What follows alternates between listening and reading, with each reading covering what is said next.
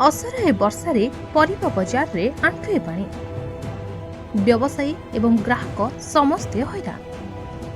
नियंत्रित बजार कमिटी मुख्य कार्यालय नुआगां ब्लॉक अंतर्गत बाहारचला होइथिले मध्य विभिन्न कारण दर्शाई मुख्य कार्यालय को दीर्घ 15 वर्ष हेब नयागढ़ जिला को स्थानांतरित कराଯାଇଛି।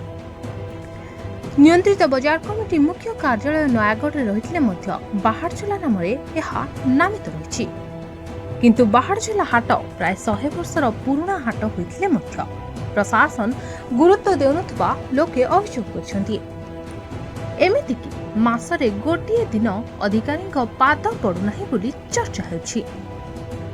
किंतु कोटी कोटी टंका खर्च करी विभिन्न प्रकल्प कार्य निर्माण चलिथिबा बेले साधारण जनता किंबा व्यवसायी उन्नति कम हेउथबा बेले ठिकादार और नेता अफिसर विकास पर एहिपरि कार्य हेउथबा साधारण आलोचना होछि।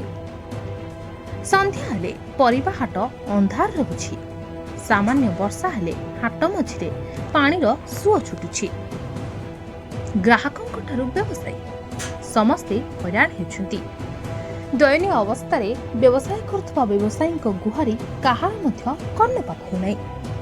किंतु टिकस आदाय रे तिले मात्र अवहेला हेउनाई बोली चर्चा हेउछि। हाटर एभली अवस्था को नहीं बाहारचला हाट मुरबीहीन बोली साधारण आलोचना होछि।